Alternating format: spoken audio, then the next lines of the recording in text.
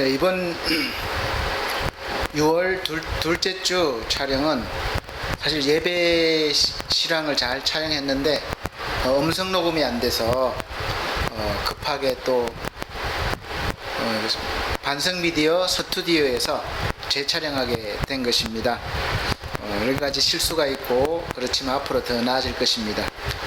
이 스튜디오가 아직까지 방음이 잘 안 돼 있고 완벽하게 갖추질 않아서 차 소리도 좀 들리고 좀 그럴 것입니다. 그래도 하나님 앞에 온전한 마음으로 거룩한 마음으로 예배를 드리도록 하겠습니다. 찬송가 98장 다 같이 찬송 부르신 후에 예배를 드리도록 하겠습니다.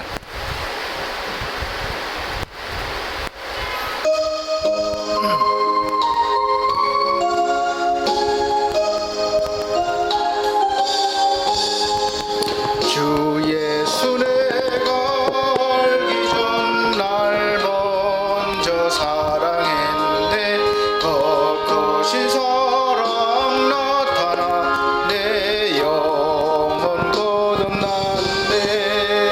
나 주님을 늘 되시고 나 주의 안에 있어 저 포도 비유 같으니 참 좋은 나의 친구.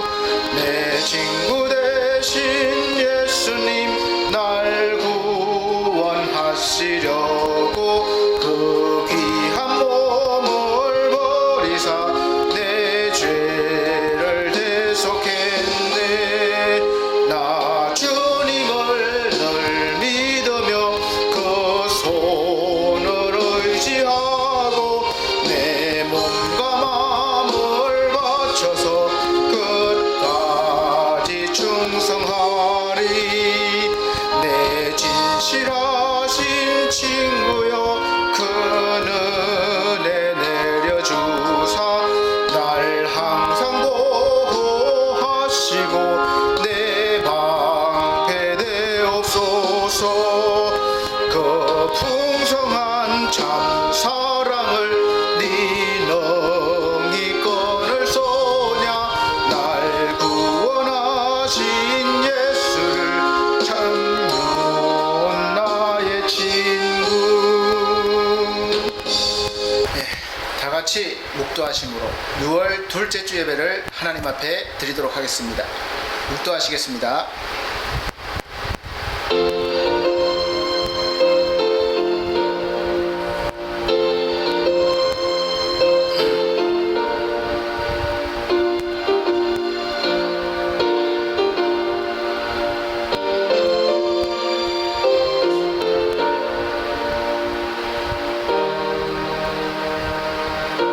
하나님이여 나를 보호하소서. 내가 주께 피하나이다.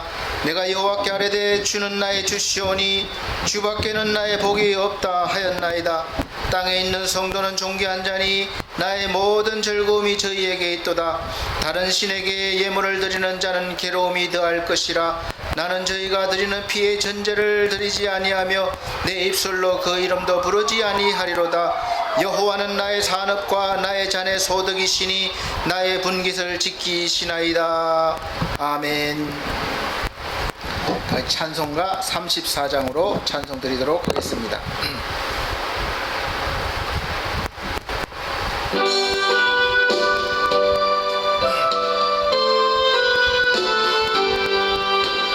전능왕 오셔서 주의 이름 찬송케 하옵소서.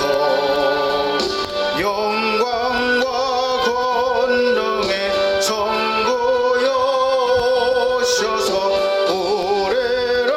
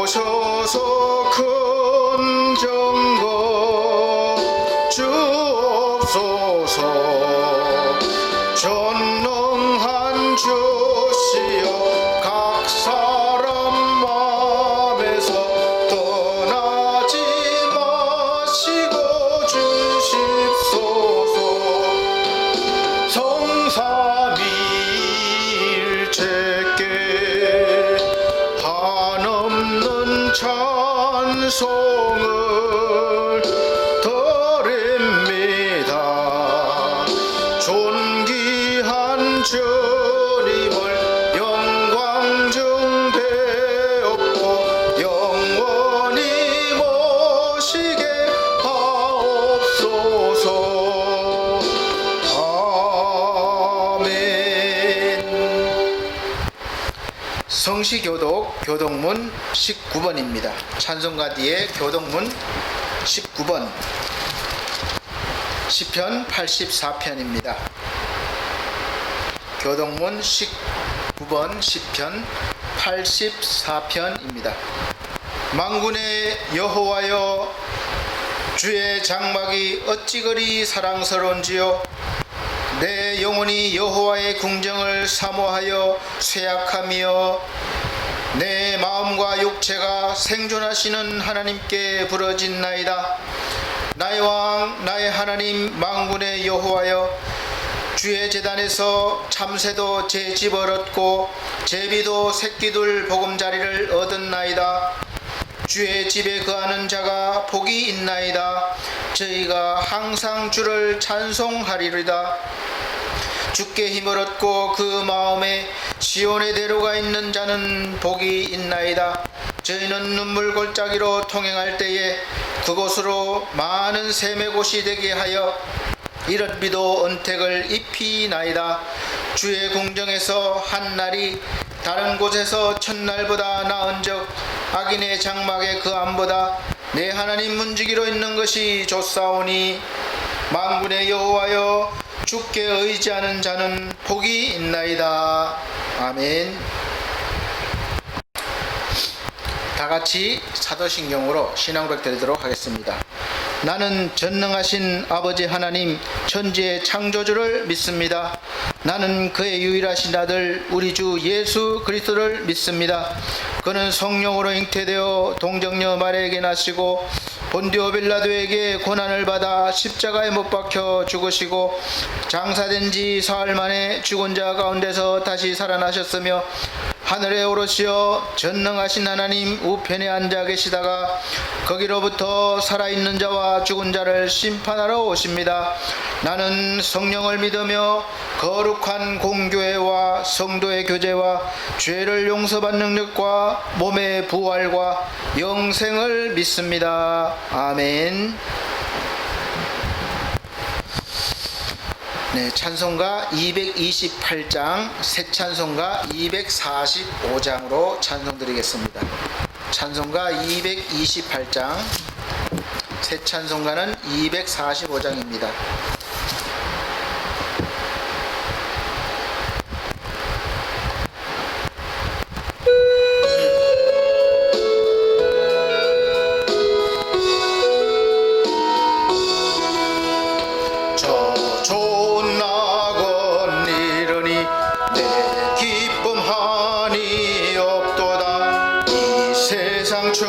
춘일기가 화창한 봄날 대로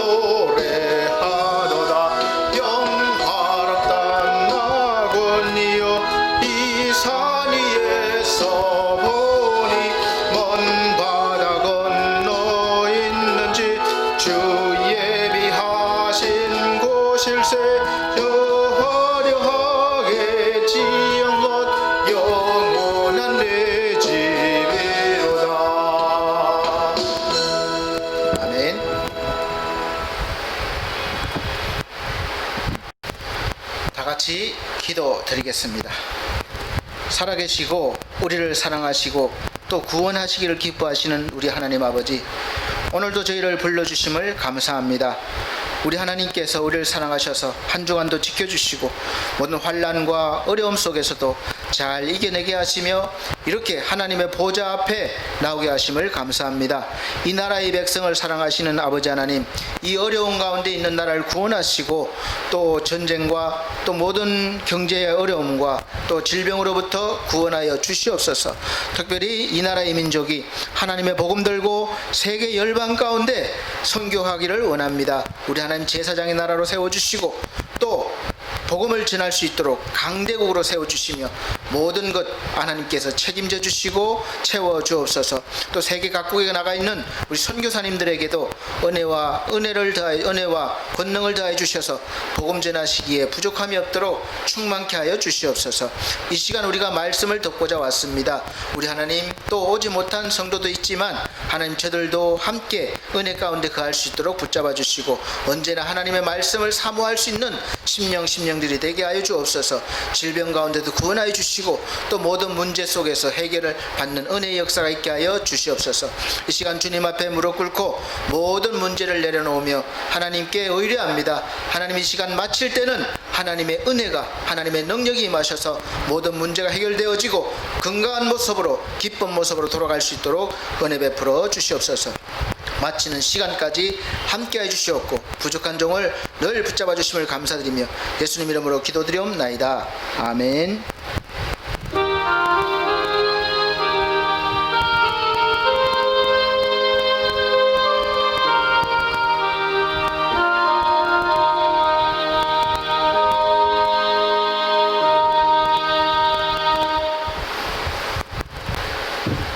성경 말씀 보시겠습니다. 성경 말씀은 계시록 3장 10절로부터 13절 되겠습니다. 계시록 3장, 요한계시록 3장 10절로부터 13절 말씀입니다. 제가 봉독해 드리도록 하겠습니다. 내가 나의 인내의 말씀을 지켰은즉 내가 또한 너를 지키어 시험의 때를 면하게 하리니 이는 장차 온 세상에 임하여 땅에 거하는 자들을 시험할 때라. 내가 속히 임하리니 내가 가진 것을 굳게 잡아 아무나 내 멸류관을 빼앗지 못하게 하라. 이기는 자는 하나님 성전의 기둥이 되게 하리니 그가 결코 다시 나가지 아니하리라. 내가 하나님의 이름과 하나님의 성 곧 하늘에서 내 하나님께로부터 내려오는 새 예루살렘의 이름과 나의 새 이름을 그 위에 기록하리라. 귀 있는 자는 성령이 교회들에게 하시는 말씀을 들을지어다. 아멘. 반갑습니다. 오늘도 이렇게 하나님께서 은혜 주셔서 함께 예배 드릴 수 있게 해주셔서 감사드리고 또 앞으로도 또 믿음이 굳건하게 세워 주실 것을, 믿음을 세워 주실 것을 믿고 또 오늘도 부족하지만 성령 의지해서 우리 말씀을 전합니다. 나의 나라, 나의 영원한 조국, 두 번째 시간이라고 보시면 되겠습니다. 현재 우리나라뿐만 아니라 세계적인 사실 위기 상태라고 볼 수 있어요. 이 코로나 바이러스가 잠잠해지는 것이 아니라 계속적으로 확산되고, 사실 이게 어느 한 국가만의 문제가 아니라 전 세계로 확산되면서 사망자가 많이 늘어나고 있습니다. 그리고 또 이로 통해서 경제적으로 많이 막혀 있어서 많은 어려움이 있고, 이 모든 것들이 우리 삶을 위협하고 있습니다. 이런 위기의 순간에는 이 위기로부터 우리를 구원해 줄 구원자가 필요해요. 영웅이 필요하죠. 우리가 영화나 만화를 보면 위기 때 영웅들이 꼭 있습니다. 우리가 쉽게 하면 슈퍼맨, 또 스파이더맨, 또 배트맨, 우리가 악인에게 당할 때 이렇게 부르면 나타나서 그 문제를 해결해 주죠. 그래서 사실 이런 위기 때에 우리를 구원해 줄 구원자가 필요합니다. 사실 누가 우리가 사는 이 대한민국의 구원자가 되줄 것인가, 또 기둥이 되어서 이 무거운 짐을 잘 짊어지고 나갈 것인가, 그리고 이 위기에서 나라를 구할 사람은 과연 누구겠습니까? 그리고 또 나는 지금 이 시간 또 이 순간에 우리가 무엇을 해야 되겠습니까? 사실 우리가 지금 계속해서 제가 하나님 나라에 대해서 말씀을 드리고 있습니다. 사실 하나님의 나라는 예수 그리스도가 함께 하시는 나라, 또 이 예수 그리스도의 영적인 왕국과 세속적인 권력은 같은 게 아닙니다. 그래서 영적인 그런 나라가 되겠고, 또 이 세상 권력적인 나라는 아닙니다. 예수 그리스도의 왕국을 초보적인 이 세상에서 또 이 세상 제도에서 찾으려면 사실 헛된 것이에요. 거기에 매달려서 의미를 찾고자 하는 것은 사실 유대적인 망상이라고 볼 수 있습니다. 유대인들은 세상의 왕으로, 세상의 수준으로 예수님을 이해하고 대했습니다. 그래서 예수 그리스도께서는 분명히 자신의 나라가 이 땅에 속한 것이 아님을 늘 밝히 말하셨습니다. 사실 저희도 마찬가지로 지금도 하나님을 믿으면서도 하나님의 나라가 영적인 것이 아니라 내가 원하는 나라가 만들어지길 원하는 거죠. 하나님의 힘을 통해서. 이때 예수님이 오셨을 때도 마찬가지입니다. 그러나 성경이 주고자 하는 것은 어디까지나 영적인 자유요, 영적인 열매입니다.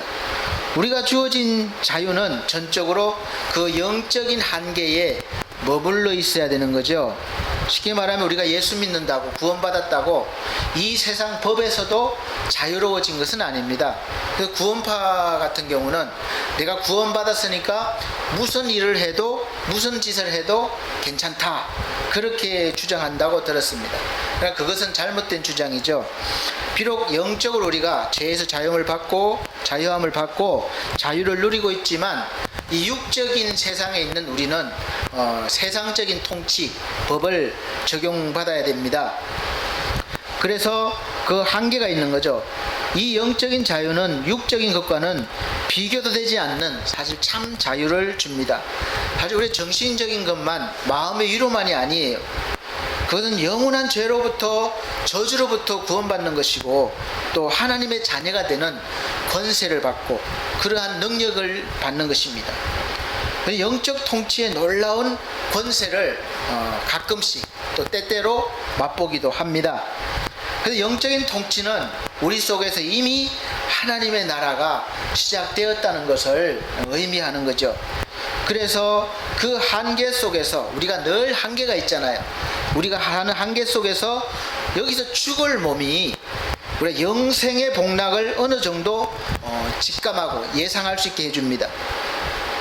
그래서 어느 정도는 우리가 신앙생활을 하면서 이 세상에 속해 있지만 영적인 나라, 하나님의 나라를 느낄 수가 있는 거죠.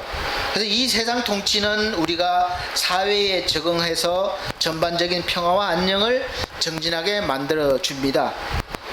그래서 우리에게는 진정한 조국이 있죠. 그 조국은 바로 하늘나라입니다. 이 대한민국에 속해 있지만 우리의 진정한 조국은 바로 하나님의 나라, 하늘나라죠. 이 세상에서 우리가 나그네 생활을 하는 것이에요. 그래서 이 나그네 생활을 할 동안 세상의 보조 수단들, 모든 것들 주어진 것이 다 보조 수단들입니다. 돈, 집, 자가용, 모든 우리가 필요한 것들은 보조 수단으로 주어진 거예요. 그래서 그런 것들도 사실 요긴하게 쓰일 것입니다. 이 세상에 우리가 사는 것은 잔과 같습니다. 잔. 내용물은 하늘에 있어요. 우리가 이 잔이 있는데 내용물이 없으면 잔이 아무리 화려해도 멋있어도 소용이 없는 것이죠. 중요한 것은 이 속에 있는 내용물입니다. 그래서 우리는 이 잔과 같아요. 어떤 사람은 금잔일 수도 있겠고, 어떤 사람은 나무로 된 잔일 수도 있겠고, 유리로 된 잔일 수도 있겠습니다. 그러나 그 안에 담는 것은 다 다른 거죠. 정말 우리가 담아야 될 것은 하나님, 영적인 그런 진정한 내용물은 하나님이죠. 그래서 이것이 우리의 영혼이 잘 되고 범사에 잘 되고 또 영원한 나라를 이끌어가게 하는 그런 힘이 되는 것이죠. 우리는 약한 질그릇이지만 우리 속에 담겨 있는 진정한 보화가 계시기 때문에 그것이 우리가 사는 의미요 목적이 되고 힘이 됩니다. 그래서 이 세상의 삶이 그러합니다. 우리의 육체라는 것은 그래서 유일무이한 보배를 담을 수 있는, 보화를 담을 수 있는 유일무이의 기회라고 볼 수 있습니다. 다시 말하면 우리가 하나님의 사람이 되고 하나님의 일을 할 수 있는 유일한 기회가 우리가 이 세상에 살아있을 때입니다. 믿지 않는 사람들이 하나님의 자녀가 될 수 있는 유일한 기회가 우리가 이 세상에 살아있을 때입니다. 사실 천사는 늙지도 않고 피곤하지도 않아요. 배고프지도 않습니다. 그러나 하나님이 천사를 하나님의 자녀로 삼아주시지는 않으셨어요. 동물들 중에서도 사자는 엄청 강합니다. 우리가 이길 수가 없어요. 그리고 코뿔소는 엄청 힘이 세죠. 코끼리도 그렇고 우리가 이길 수가 없습니다. 그러나 하나님은 그들을 하나님의 자녀로 삼아주지 않았어요. 오직 우리 인간 외에는 하나님의 자녀를 삼아주시지 않았습니다. 즉 성령을 부어주시지 않습니다. 그렇기 때문에 인간의 육체는, 나의 육체는 하나님의 일을 할 수 있는, 하나님의 자녀가 될 수 있는 유일한 기회요, 중생할 수 있는 기회입니다.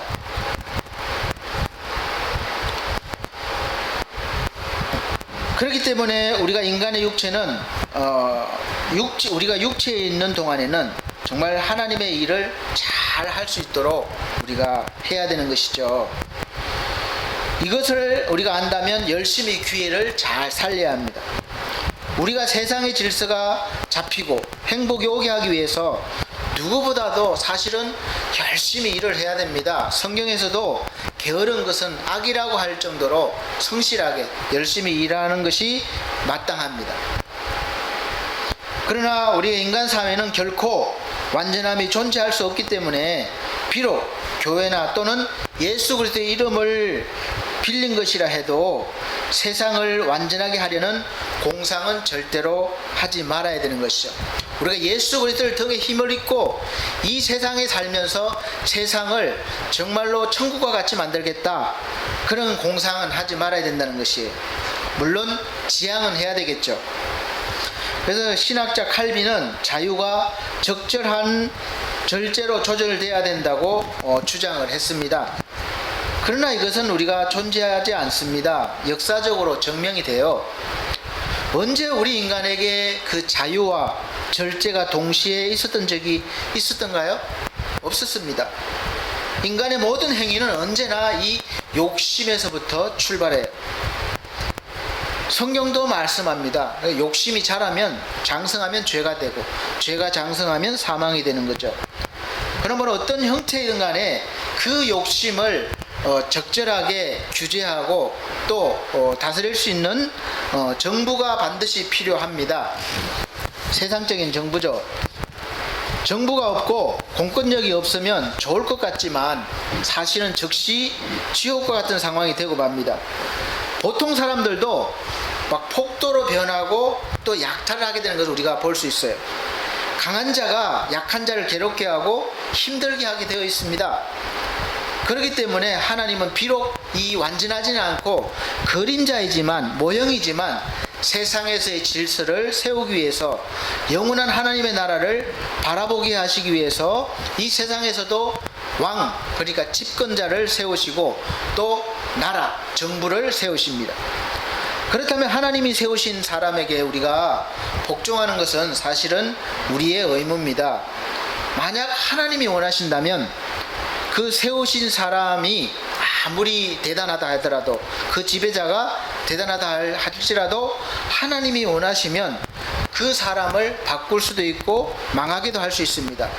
그러니까 우리 개개인은 반역할 수 없는 거죠.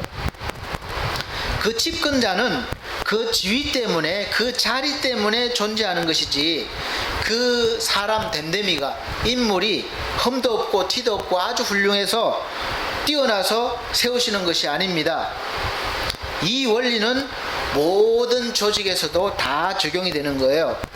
저희 교회만 보더라도 교회에서 목사가 개인적으로 훌륭하고 존경받을 만해서 세워지는 것이 아니라 사실은 어떤 교회든 총회든 현재 세워진 그 목사보다, 담임 목사나 또 아니면은 그 총회장보다 더 훌륭하고 존경받는 사람들은 얼마든지 많이 있습니다. 그러나 그런 사람들을 세우지 않고 그냥 평범한 저같이 또 부족한 저 같은 사람을 세우신 것도 다 이유가 있듯이 하나님은 교회의 질서를 위해서 그 자리가 필요하니까 세워주시는 거예요. 그렇기 때문에 우리는 어디에서라도 이 질서를 유지하기 위해서 로마서 13장 1절 말씀과 같이 각 사람은 위에 있는 권세들에게 굴복하라. 권세는 하나님께로 나지 않음이 없나니 모든 권세는 다 하나님의 정하신 바라 하는 말씀과 같이 우리는 위에 사람에게 복종해야 됩니다. 여기서 복종이라는 말은 무조건적이 아니라 맹목적인 복종이 아니라 그 조직에 그 속해 있는 곳에 질서를 위해서 윗사람을 선배를 앞에 선 사람을 따르라는 것이지 뭐 맹목적인 복종은 아닙니다. 그래서 그 이유가 바로 하나님이 세상의 모든 지위를 하나님이 세우셨기 때문에 그래요. 그러나 그러한 지배자나 또 지도자가 국가의 또 명령이라 할지라도 왕 중의 왕이신 우리 하나님께 정면으로 대립이 될 때에는 우리는 단연코 순종할 수 없습니다. 복종할 수 없어요. 그러므로 우리는 그들을 주 안에서 순종해야 될 것입니다. 그래서 성경에서도 사람보다 하나님께 순종하는 것이 마땅하다라고 했습니다. 그래서 우리가 세상에서 조직들의 그 지도자들 위에 사람을 섬기는 것이 어디까지나 우리가 하나님을 섬기는 일이 방해받지 않는 경우에서 말씀합니다. 만약 일이 방해받는 경우라면 우리가 단호하게 거절하고 또 대항해야 될 것입니다. 어떤 이들은 이데올로기를 내세워서 그것이 마치 하나님을 믿는 사람들의 가장 중요한 일이라고 생각한다든지 또 강요하다든지 그것을 위해서 폭력을 행사하고 또 거짓과 모략을 선동하는 그런 일들은 악한 일들입니다. 어떤 정치적인 목적이나 어떤 목적을 가지고 믿음을 내세우고 하나님을 내세우면서 하는 것은 그건 마치 그것이 또 하나님의 뜻인 양 호도하는 것은 마땅치가 않다는 것이죠. 하나님의 이름으로 하는 것은 더욱더 큰 악이 될 것입니다. 이것은 우리 신자의 모든 삶에 적용되는 기준이 됩니다. 그럼 우리가 어떻게 하나님의 나라를 위해서 살아갈 수 있을까요? 계시록 3장 오늘 10절 13절 보면 계시록에 보면 7교회가 나옵니다. 여기 7교회는 그 당시의 교회를 대표해서 말하는 것이에요. 또 오늘날의 모든 교회를 상징하는 대표격이라고 볼 수 있습니다. 교회가 7개 있다 할 때 그 교회의 성격을 자세히 보면 여기 나오는 7교회에 다 속하게 됩니다. 그런데 그 중에서 보면 2교회만이 칭찬을 받고 나머지 5교회는 책망을 받게 되는 것을 볼 수 있습니다. 칭찬만 받는 것이 아니라 책망도 받는다는 것이에요. 칭찬들은 교회가 서머나에 있는 교회와 또 빌라델피아 교회에 있는 교회입니다. 빌라델피아에 있는 지역, 여기 빌라델피아 교회는 아주 더 크게 하나님 앞에 높임을 받게 됩니다. 구성원들 전체에게 면류관이 약속되는 거예요. 면류관은 곧 왕관입니다. 다 왕이 되게 해주시겠다는 거예요. 더 나아가서 이기는 사람들은 내 하나님 성전의 기둥이 되게 해주시겠다는 겁니다. 이 성전의 기둥이 오늘 사실 주제예요. 하나님 나라의 주제. 우리가 이 험한 세상이 언젠가는 맞춰질 것입니다. 왜냐하면 영원한 세상이 아니기 때문에 그래요. 이 세상이 맞춰지고 다 그냥 끝나고 마느냐? 그것이 아닙니다. 지금 보고 있는 우리가 이 세상, 살고 있는 이 세상이 끝나면 전혀 새로운 세상이 이제 내려온다는 것이죠. 지금과는 전혀 다른 세상이 펼쳐지는 것입니다. 지금 여기 있는 것들은 다 썩어져 갈 것이에요. 우리 몸도 그렇습니다. 저도 마찬가지고 우리 모든 사람들은 한번 죽게 되고 우리 몸은 다 흙으로 썩어서 흙으로 돌아가게 되는 거죠. 그러나 새로운 세상에서는 여러분들이 화학 시간에 배운 원소 기호가 같은 그런 물질이 아닙니다. 다 달라지는 거예요. 새로운 세상이 오는데 그때는 썩지 않는 것이죠. 그때는 아프지도 않고 망하지도 않습니다. 그 아름답고 영원한 새로운 세상이 딱 내려올 때에 그것이 바로 우리가 말하는 천국, 하나님의 나라입니다. 거기에 보면 휘황찬란한 성전이 나타납니다. 하나님 자신이 곧 성전이라는 거예요. 그리고 여기 나온 성도들은 하나님의 성전의 한 부분들이 다 되는 것입니다. 그런데 더욱더 특별한 일이 있어요. 그것이 뭐냐 하면 그것은 성도들 중에서도 다 똑같은 성도가 아니라는 거예요. 별들 중에서도 더 빛나는 별이 있듯이 성도들 중에서도 더 중요한 역할을 하는 성도가 있다는 겁니다. 그래서 그것이 뭐냐 하면 하나님 성전의 이 기둥으로 세워진다는 거예요. 그만큼 중요한 자리에 세움 받는다는 거죠. 그 건물들의 대표적인 그 아름다움을 나타내는 부분이 바로 기둥입니다. 그 기둥에 하나님의 이름을 새겨주고 그 다음에 천국의 이름을 새겨주고 그리고 예수 그리스도의 이름을 거기에 기록해 준다는 거예요. 그래서 그 기둥이 된 신자는 하나님과 천국과 그리고 예수 그리스도와 동일시되는 하나님과 같은 존재가 그런 같은 은혜를 같은 것들을 누리게 해주신다는 것입니다. 놀랍지 않습니까? 그리고 그것이 그때부터 된다는 것이 아니라 지금 이 순간부터 죽고 나서 우리가 천국에 가서 그것이 시작된다는 것이 아니라 이미 이 순간부터 예수 믿는 순간부터 그러한 삶이 씨가 심겨지고 시작됐다는 거죠. 그러니까 우리가 얼마나 더 멋있게 살 수 있는 기회가 주어진 것입니까? 한번 성전을 상상해 보시기 바랍니다. 성경에 보면 옛날에는 그 솔로몬이 지은 성전이 정말 아름다웠다고 그래요. 근데 그 성전을 무엇으로 지었습니까? 기둥을 백향목으로, 이 백향목은 거의 썩지 않는 그런 나무예요. 그리고 향기가 너무 좋아요. 레바논에 많습니다. 우리나라 향나무하고는 질이 다릅니다. 그 다음엔 대리석으로 벽을 만드는데 우리나라 대리석은 뭐 큰 게 별로 없어서 다 잘라서 수입해서 얇게 잘라서 벽을 붙여요. 그러나 여기에서 성전을 지은 대리석은 원도 그대로입니다. 그냥. 그래서 통 그대로 깎아서 세우니까 얼마나 아름다운지 몰라요. 큰 대리석을 가지고 와서 깎아서 만들어서 세웠습니다. 그러니까 아름답죠. 성전 맨 앞부분에 2개의 찬란한 기둥을 세워놓았습니다. 그 기둥이 성전 위에 있는 그 아름다운 모든 조형물들을 다 받치고 있는 거죠. 떠받치고 있습니다. 그리고 그 기둥에 이름이 있습니다. 그 기둥에 이름이 있는데 이름은 바로 야긴과 보아스입니다.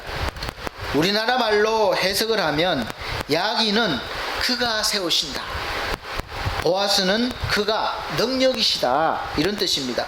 그럼 그가 누굽니까? 바로 하나님이시에요.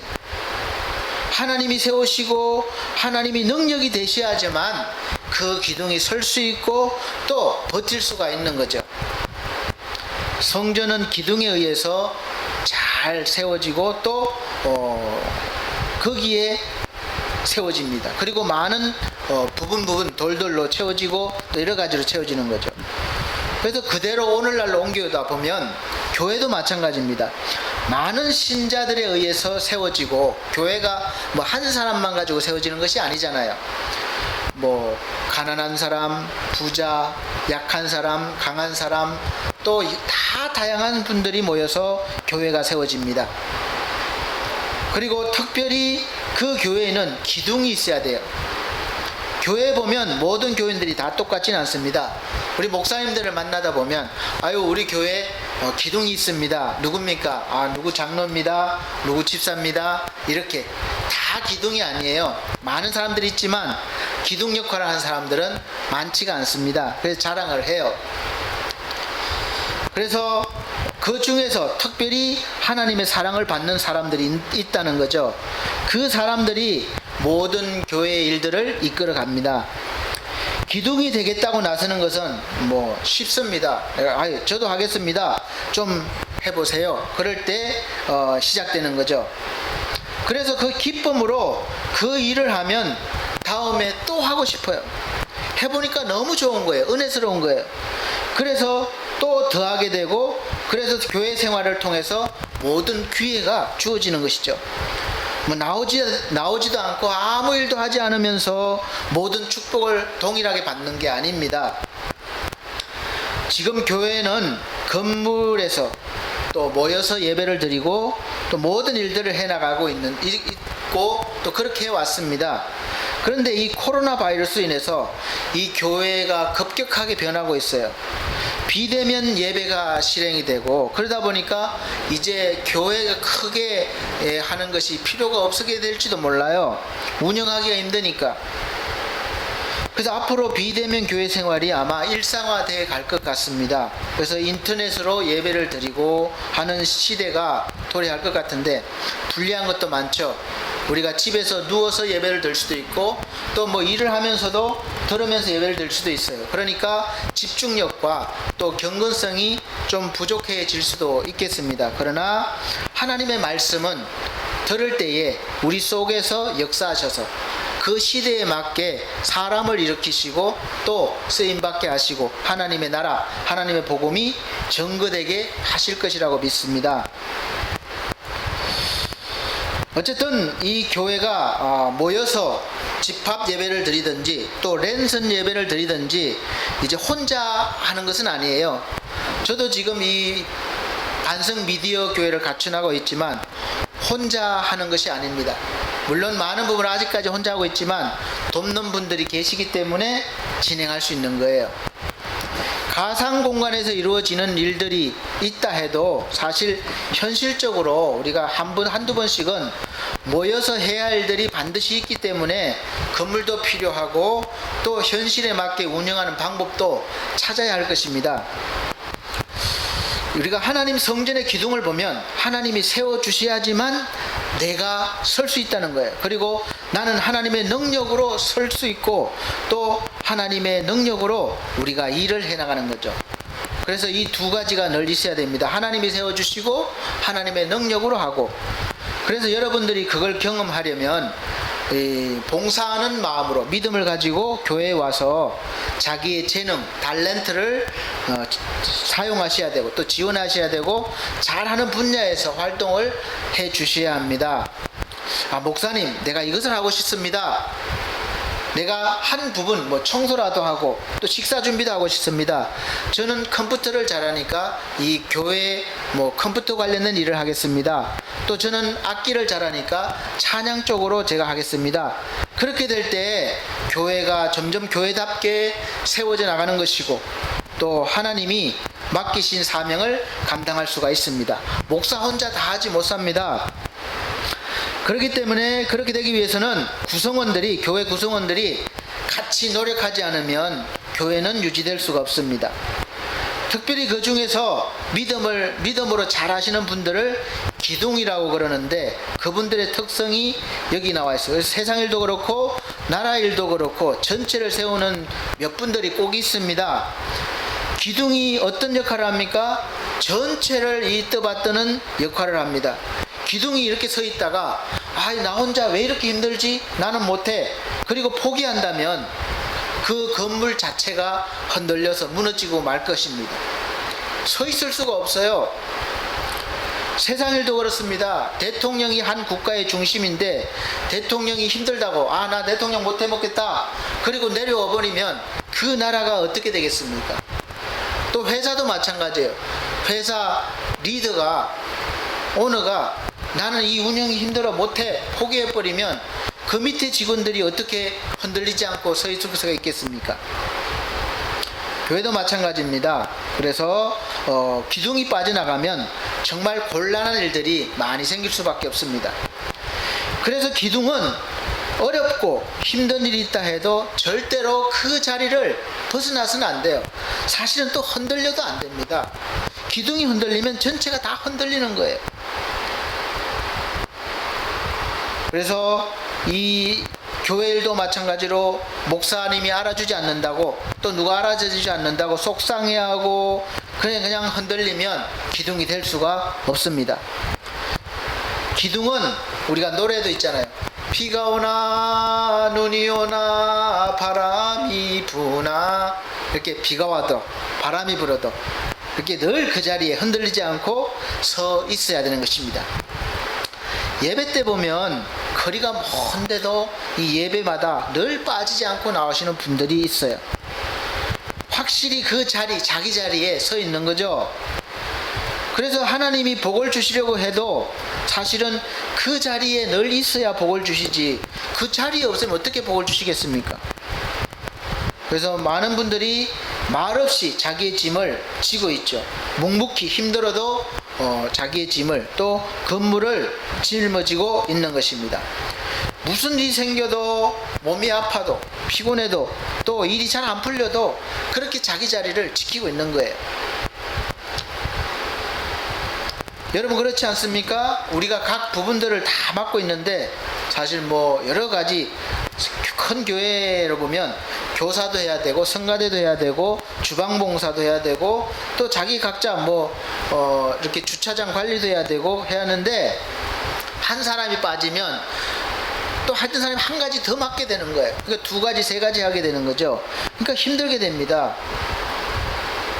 요즘은 이제 봉사하는 사람들도 자꾸 줄어들게 되니까 교회에서도 이제 비용을 들여서 급여를 준다거나, 아니면 비용을 주고 사람을 써서 청소도 하게 하고, 주방 봉사도 하게 하고 합니다. 주방도 하게 합니다. 이제 또 지휘자도, 또 피아노 반주자도 다 월급을 준다든지 그렇게 해서 하게 하고 있어요. 그래서 점점 그러한 봉사직이 사라지고 있습니다. 여러분 우리가 받들고 있다가 그만두는 기둥 보셨습니까? 그러면 그 건물은 쓰러지는 거예요. 폐허가 되는 겁니다. 그래서 우리가 한번 시작했으면 꾸준히 해야 되는 것이죠. 제가 우리 엘피스 제가 복지센터를 운영하면서 또 요양보호사 선생님들이 힘든 일을 해요. 근데 묵묵히 자기 자리를 잘 지키면서 어르신한테 잘 맞추고 보호자한테 잘 맞추고 하는 분들이 있는가 하면, 힘들다고 예고도 없이 그냥 내일부터 그만두겠다고 하는 사람이 있어요. 그런 선생님들이 있는데 그건 무책임한 거죠. 대책도 세우지 않았는데 그만둬버리면 어떻게 되겠습니까? 사랑하는 성도 여러분, 우리가 하나님 일이건 세상 일이건 하나님께서 나에게 복을 충분히 내려주실 때까지 꾸준히 해야 됩니다. 포기하지 않고 해야 됩니다. 그래야 그 자리, 자기 자리를 지켜야 되는 것이죠. 내가 이 자리를 지키겠다. 교회 와서도 내가 이 교회를 세우겠다. 내가 하는 일을 잘해보겠다. 그렇게 해보십시오. 그러면 또 달라지기 시작합니다. 여기까지 들으면 이런 생각도 하실 겁니다. 아니 목사님, 누구는 하고 싶지 않아서 그러신 줄 아십니까? 나도 봉사하고 싶고요. 헌금도 많이 내고 싶어요. 그리고 멋지게 좀 신앙생활 하고 싶습니다. 그런데요, 제가 지금 살기가 참 어렵습니다. 아침부터 저녁까지 열심히 뛰어다녀야죠. 지금 내가 사는 게 아닙니다. 그래서 내가 하나님의 도움을 바라보고 교회에 나왔습니다. 그러실지 모르겠어요. 우리 목사들은 참 아픈 이야기를 참 많이 듣습니다. 가정에 또 회사에 어려움이 많이 있죠. 요즘 경기가 얼마나 안 좋습니까? 수입은 자꾸 줄어들죠. 돈 들어갈 때 많죠. 빚은 자꾸 늘어가죠. 여러 가지 어렵죠. 그래서 많은 분들이 목사님, 저도 하고 싶지만 또 건축금도 많이 내고 싶고 11조도 많이 내고 싶고 교회가 막 딱 서는 거 보고 싶지만 내가 너무 힘드니까 저부터 한숨 돌리고 하겠습니다. 이 문제가 해결되고 나면 하겠습니다. 그리고 내 형편이 나아지면 하겠습니다. 지금 너무 힘들어요. 그렇게 생각하시는 분들이 많이 있을 겁니다. 그러나 사랑하는 성도 여러분, 사실 저는 많이 살지는 않았지만 이것이 인생이라는 것을 알고 있습니다. 성경을 봐도 그렇고 앞서 사신 분들을 봐도 그렇고 저도 뭐 50여 년 인생을 살았지만 인생을 단 한 번도 쉽다고 생각한 적이 없어요. 아마 여러분들도 마찬가지일 거예요. 아, 나는 이만하면 살만한 인생이다. 아, 인생 참 살기 쉽네. 그런 분들 못 봤습니다. 우리가 이만하면 살만한 인생이다. 어쩌다 한 번씩 들 수도 있겠죠. 그러나 그렇게 생각이 든 적이 몇 번이나 되십니까?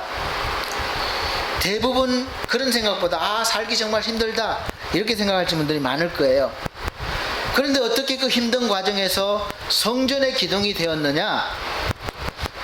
예, 목사님, 성경 보면 그때는요 살기 쉬웠지 않습니까? 그때 뭐 자동차가 있었습니까? 뭐 돈이 많이 필요합니까? 교육비가 지금처럼 많이 들어갑니까? 집값이 비쌉니까? 그냥 먹고 살기만 하면 되지 않았습니까? 그렇게 말씀하실지 모르지만 여러분, 그렇지 않습니다. 그때도 사는 게 힘들었어요. 여러분, 초등학생들이 사는 게 뭐 힘들겠습니까? 할지 모르지만 요즘 얘네들이 얼마나 힘든지 몰라요. 뭐 사실 이 초등학생들이 얘네들이 뭐 돈을 벌어 옵니까? 아니면 직장생활을 합니까? 근데 물어보세요. 힘들다고 그래요. 그래서 가끔씩 초등학생들이 힘들어서 자살하는 아이들도 있습니다. 옛날에 군대 갔다 온 사람들하고 요즘 군대 갔다 온 사람하고 누가 힘들겠습니까? 다 자기가 더 힘들다고 그래요. 사실 현실적으로 이렇게 보이는 걸로 비교하면 예전에는 뭐 더 힘들었을 수도 있어요. 그런데 요즘 군대 가는 청년들도 힘들다고 그래요. 그래서 힘든 건 사실은 그때나 지금이나 다 마찬가지예요. 느낌이거든요. 그래서 사실 그것을 왜 그런가 하면 하나님께서 이 땅에서 우리가 사는 동안에는 힘들게 하셔요. 왜냐하면 여기 이 땅에는 소망이 없다는 것을 알려주기 위해서입니다. 우리가 이 땅에 사는 것이 마냥 행복하다면 천국을 누가 소망하겠습니까? 누가 기다리겠습니까? 그리고 반대로 계속 힘만 들면 솔직히 살 소망이 없잖아요.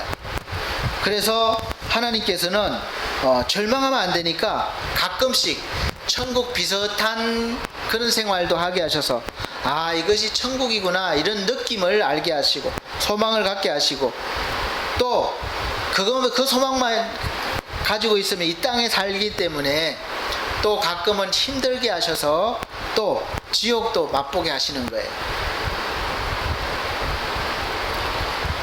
사랑하는 성도 여러분, 잘 사시고 싶으십니까?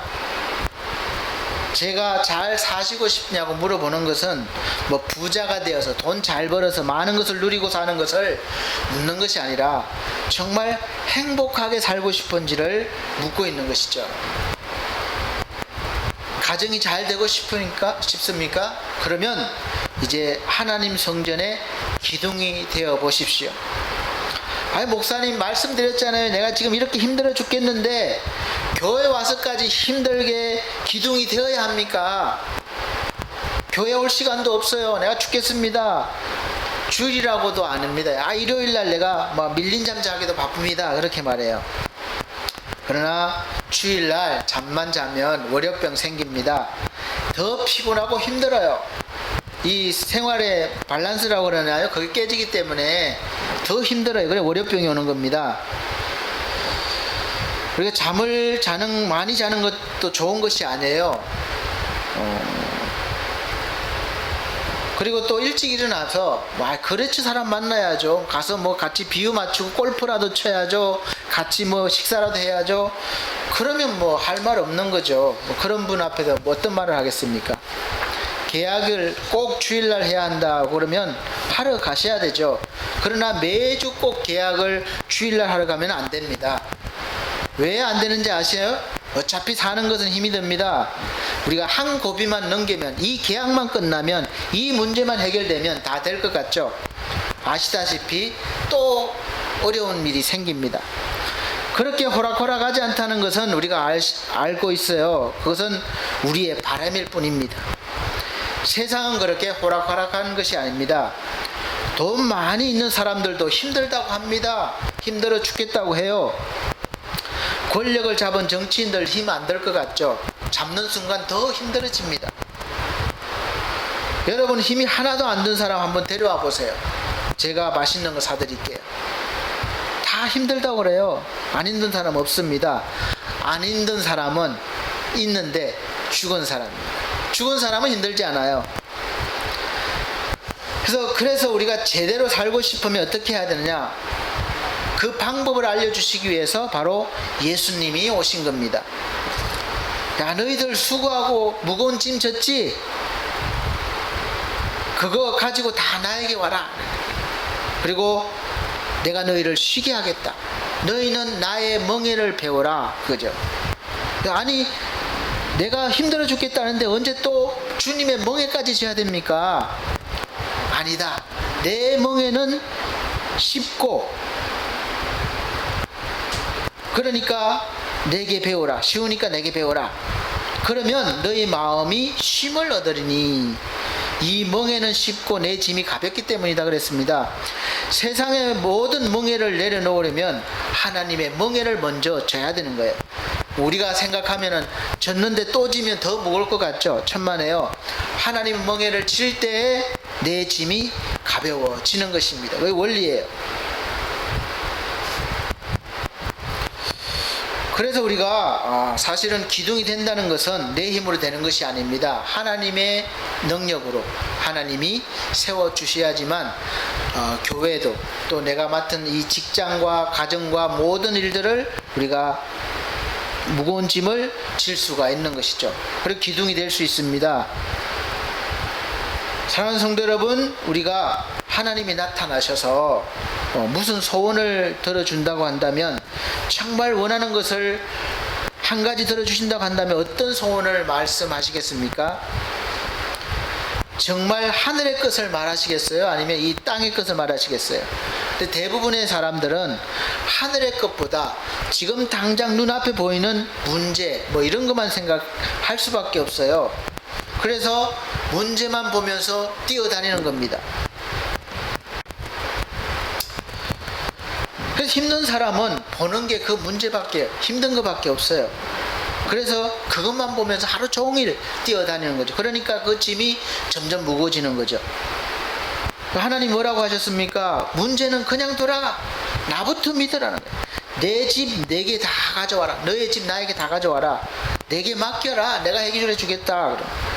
그 대신 너는 나를 믿고 내 짐을 지라. 그 순간에 우리가 바꾸면 그 순간부터 내 짐이 가벼워지는 거예요. 사랑하는 성도 여러분, 하나님 앞에 나갈 때, 우리가 그렇게 나갈 때 세 가지 전제 조건이 있습니다. 첫째가 나는 실력이 없다는 것을 먼저 인정해야 됩니다. 실력이 많은 사람은 구할 필요가 없죠. 그래서 돈도 있고 원하는 대로 다 되니까 자기 힘이 있는데 왜 간구하겠습니까? 그러니까 나는 실력이 없고 약하다. 그것이 전제 조건이에요. 그러니까 구해야죠. 두 번째 전제 조건은 하나님은 뭐든지 다 하실 수 있다는 것, 전지전능하신 분이라는 것을 믿고 나가야 되는 겁니다. 그래서 이걸 전제로 나가는 거죠. 만약에 믿지 못하면 왜 나가겠습니까? 그 다음에 세 번째는 이것이 제일 중요해요.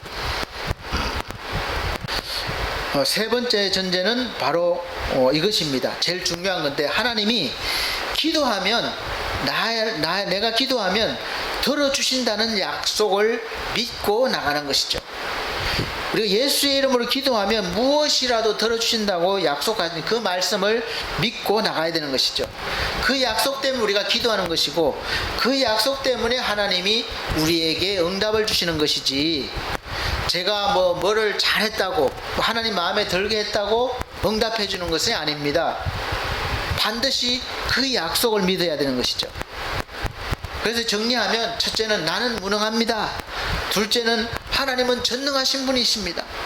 셋째는 그 하나님이 내 아버지가 되시고 우리가 예수 이름으로 기도할 때 다 들어주신다는 그런 확신, 그 약속을 믿고 우리가 나가는 거죠. 그러면 우리가 기도를 안 한다는 것은 그 약속을 믿지 않는다는 것이 되고, 하나님을 믿지 않는다는 것이 되죠. 반대로 우리가 그것을 믿는다면 매일 기도하지 않겠습니까? 매 순간 할 것이에요. 그래서 기도는 호흡이라고 표현합니다. 사랑하는 성도 여러분, 이제는 하나님 앞에 나가셔서 모든 문제를 한번 맡겨보시기 바랍니다. 또 그렇게 했다고 한다면 그 문제가 이제 해결된 것으로, 하나님께 해결해 주신 것으로 믿고 나가셔요. 그때부터 마음의 짐은 가벼워지는 것이죠. 성경의 증거가 아니더라도 우리가 사는 이 세상, 지금 이 순간에도 기적은 일어나고 있고, 또 밤을 새며 다 들어도 다 듣지 못할 정도의 하나님의 증거들이 있습니다. 그래서 꼬일 대로 꼬인 이 가정의 문제가 다 해결되고, 내 병이 낫고, 직장과 사업의 문제가 다 해결되는 것을, 이 모든 것들은 하나님 앞에서 간단합니다. 누가복음 7장에 나오는 백부장처럼 주여 오실 필요 없습니다. 오시는 거 내가 감당 못합니다. 말씀만 해 주십시오. 그러면 내 종이 낫겠나이다. 그래서 그 말씀만 해 주십시오. 그래서 주님이 말씀만 하셨습니다. 그리고 이만한 믿음을 보지 못하였다고 아주 칭찬까지 하셨어요. 주님이 말씀하셨을 때 이 종이 낫지 않았습니까? 깨끗이 나았습니다.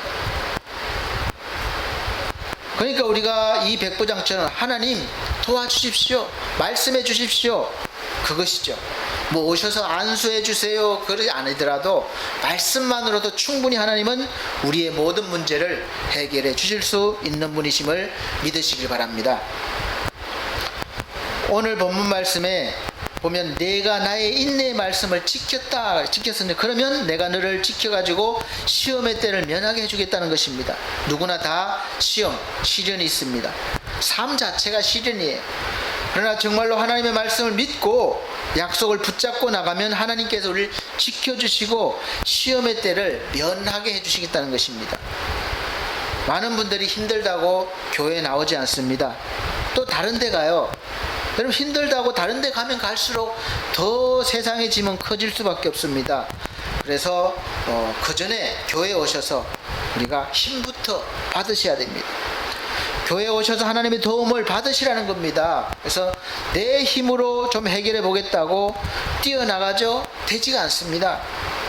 그런데 이상해요. 하나님 앞에 나와서 작은 것부터 복종하고 내가 하나님이 일을 하겠다고 하면, 짐을 지겠다고 하면 정말 신기하게 내 짐이 가벼워지는 것을 느낄 수가 있을 것입니다.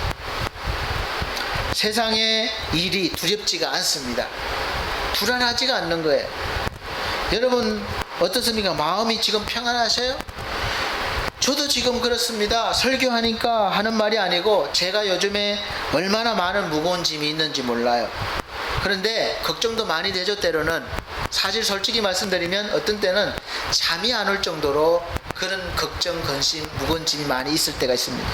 그럴 때 저도 사람이니까 어떻게 합니까? 약해지죠. 근데 벗어나는 방법을 제가 알고 있어요. 그럴 때 더 하나님 의지하고 하나님께 맡기고 또 기도하고 말씀에 집중하면 사실 환경은 크게 달라지는 것이 없지만 능히 칠 수 있는 그 힘이 생기는 거예요. 그래서 내 짐이 가볍게 느껴지게 됩니다. 그리고 사실 저도 아직 다 맡길 수 있는 믿음은 못 되는지 내 힘으로 짐을 감당해 보려고 할 때가 많이 있습니다. 그러다 보니까 스트레스도 많이 받고 힘들어지는 것은 사실이에요. 그래서 점점 맡기는 것을 늘려가고 있어요. 그게 믿음 성장인 것 같습니다. 여러분도 한번 해보십시오. 근데 신기합니다. 하나님의 짐을 질수록 내 짐이 점점 가벼워지는 것을 느낄 수가 있습니다. 그리고 세상이 두렵지가 않은 거예요. 미래가. 문제가 두렵지가 않습니다. 왜냐하면 문제가 작게 보이기 시작해요. 하나님이 주시는 평안은 세상에 주는 평안과는 전혀 다른 것이에요. 그래서 이 마음의 평안은 흔들리지 않는 평안입니다. 주님의 평안이에요.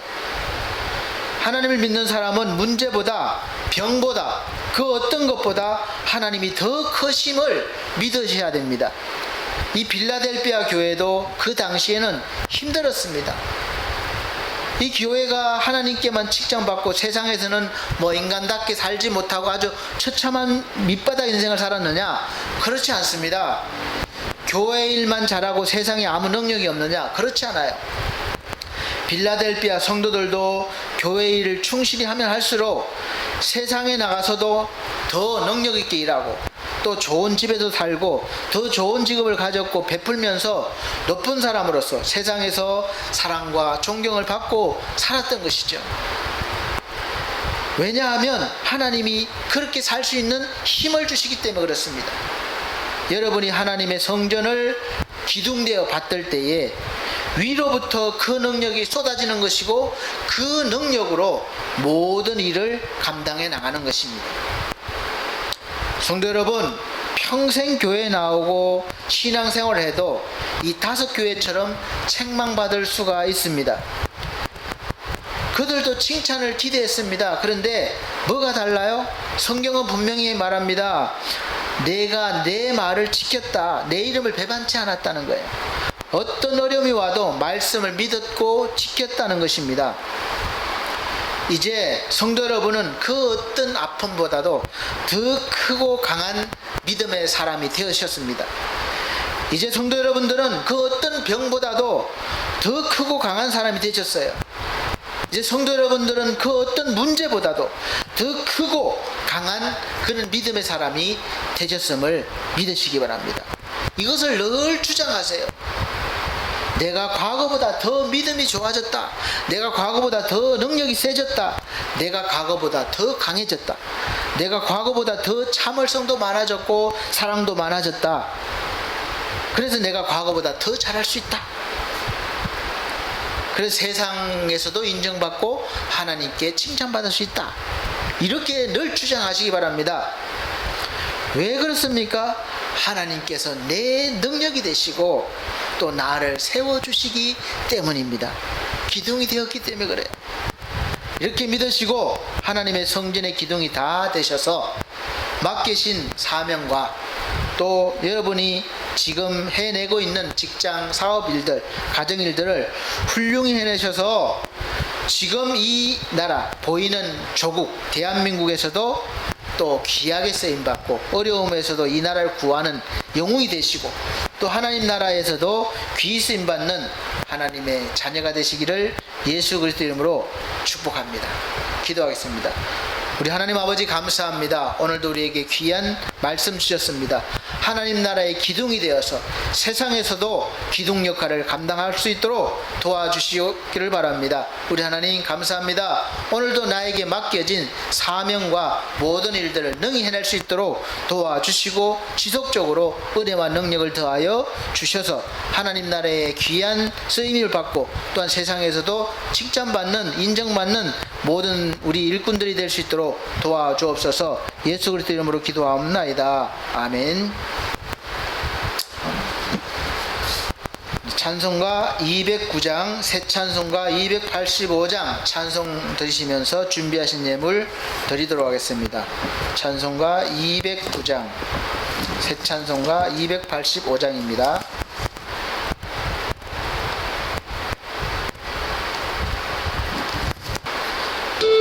찬송 드리시면서 준비하신 예물 드리도록 하겠습니다.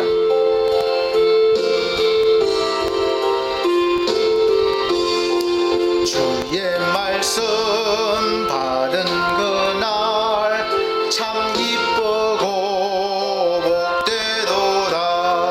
이 기쁜 마음 못 이겨서 온 세상에 전하노라. 기쁜 날 주 나의 죄 다 씻은 날 늘 깨어서 기도하고 늘 기쁘게 살아가리. 기쁜 날 주 나의 죄 다 씻은 날 이 좋은 날 천한 몸 새 사람이 되었으니 이 몸과 마음 다 바쳐서 영광의 주를 섬기리. 기쁜 날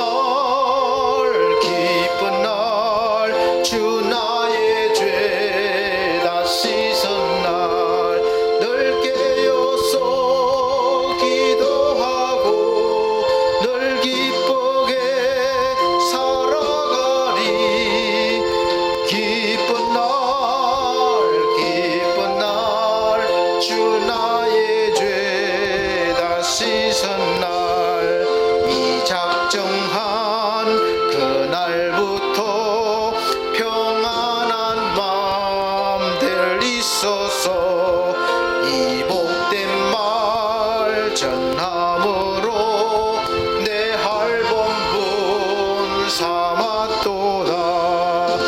기쁜 날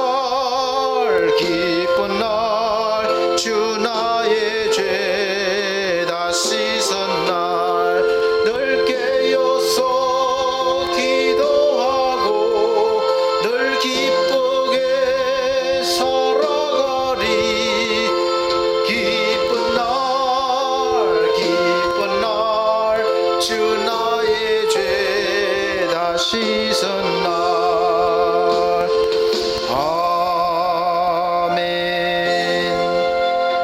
기도드리겠습니다. 하나님 아버지 감사합니다. 하나님 은혜 감사해서 11조 예물과 감사 예물, 주정 헌금과 건축 예물 드렸습니다. 귀한 예물들 받아주시고 손길마다 하나님의 은혜와 능력이 날마다 넘쳐서 물질의 복과 믿음의 복을 마음껏 누리게 하셔서 하나님 나라의 기둥들이 되게 하여 주시옵소서. 또 귀한 물질이 하나님 나라를 증거하는데 귀 쓰임 받는 오병이의 기적이 나타나게 하여 주시옵소서. 예수 그리스도 이름으로 감사드리며 축복하며 기도하옵나이다. 아멘. 네, 감사합니다. 교회 앞에 광고 드리겠습니다.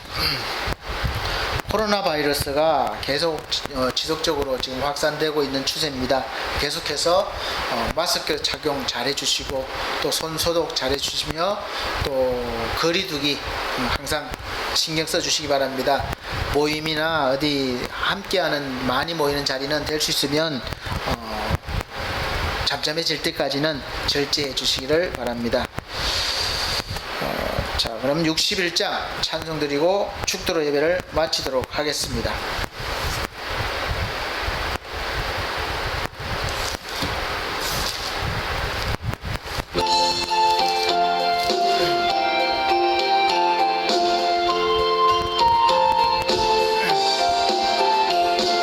주여 복을 비옵나니 편히 가게 하시고 사람마다 주 은혜로 이기도록 하시고 광야 같은 세상에서 항상 인도하소서.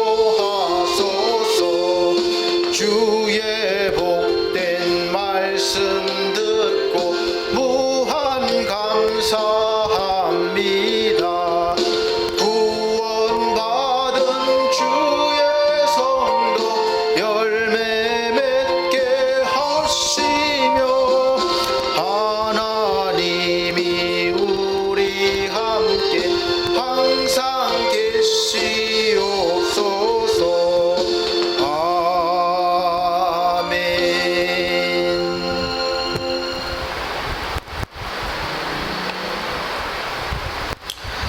사랑이 많으신 우리 아버지 하나님, 오늘 귀한 말씀 의지하여 날마다 믿음으로 이기게 하시고 하나님 나라의 기둥들이 다 될 수 있도록 날마다 우리에게 능력을 더하시고 하나님의 능력으로 또 세워주셔서 우리가 하나님의 일과 세상의 모든 일들을 능히 감당해낼 수 있도록 도와주시옵소서. 또 우리 사랑하는 성도들 한 주간 한 주간 살아가는 동안 또 날마다 하나님의 은혜 속에 살게 하시고 하나님의 능력으로 살게 하여 주시고 또 세상의 빛과 소금으로 살게 하여 주시옵소서. 특별히 최의주 성도를 기억하시고 귀한 영혼 모든 질병 가운데 악한 가운데서 건져주시고 또 구원하여 주시며 하나님이 주신 은혜와 능력으로 살게 하시며 아버지 하나님 가정을 구원하여 주시옵소서. 하나님께 영광 돌리길 원합니다. 또 한 아버지 지상준 성도를 기억하시고 귀한 영혼을 기억하시고 연약한 육체를 아버지 구원하여 주시옵소서. 강건케 하여 주시옵소서. 저희 가정을 구원하여 주시옵소서. 우리 사랑하는 성도들 삶 가운데 늘 동행하여 줄 줄 믿고 감사드립니다. 이제는 우리 주 예수 그리스도의 은혜와 하나님의 극진하신 사랑과 성령님의 감화감동 교통하신 은혜가 오늘 말씀을 듣고 하나님의 나라의 기둥이 되기 위한 결심을 다짐하는 사랑하는 성도들 머리 위에 이 나라의 민족 위에 지금으로부터 영원토록 함께 계실지어다. 아멘.